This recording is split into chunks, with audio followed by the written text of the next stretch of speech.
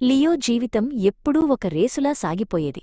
School పాఠాలు, ట్యూషన్లు, music క్లాసులు మరియు బాస్కెట్బాల్ ప్రాక్టీస్తో అతని రోజంతా నిమిషాల లెక్కన నిండిపోయేది. ఖాళీ సమయం దొరికితే చాలు తన ఫోన్లో గేమ్స్ ఆడుతూనో లేదా సోషల్ మీడియా చూస్తూనో గడిపేవాడు.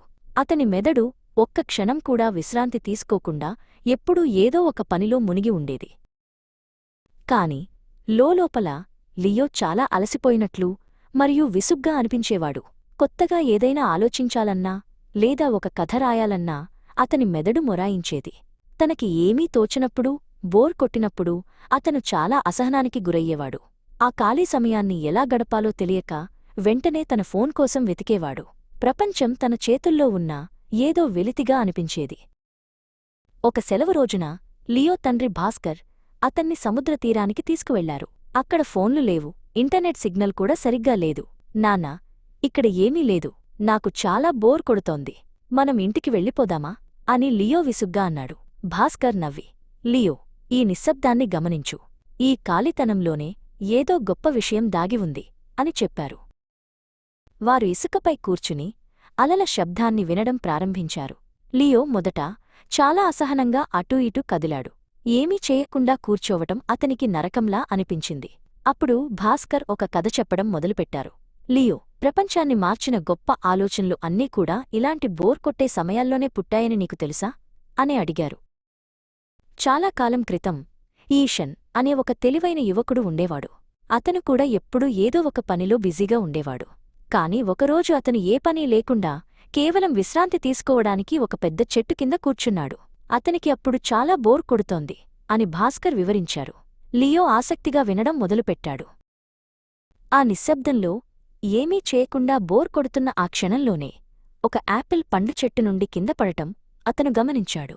అతను గనుక తన పనుల్లో బిజీగా ఉండి ఉంటే ఆ చిన్న విషయాన్ని అసలు పట్టించుకునేవాడే కాదు. ఆ బోర్ కొట్టిన సమయమే అతని మెదడులో ఈ యాపిల్ కిందకే ఎందుకు పడింది అనే ప్రశ్నను పుట్టించింది అని తండ్రి చెప్పారు.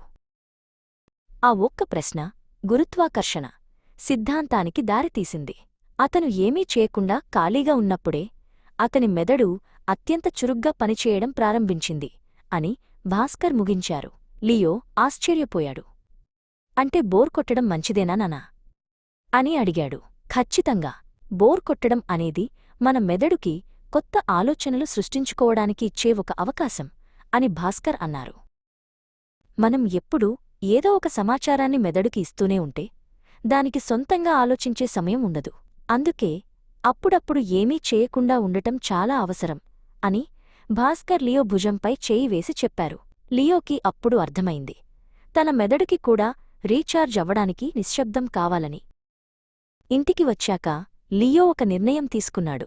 ప్రతిరోజూ సరిగ్గా 14 నిమిషాలపాటు తన ఫోన్ పక్కన పెట్టేసి ఏ పనీ చేయకుండా నిశ్శబ్దంగా కూర్చోవడం మొదలుపెట్టాడు. ఆ 14 నిమిషాలు అతను కేవలం తన ఆలోచనలతోనే గడిపేవాడు.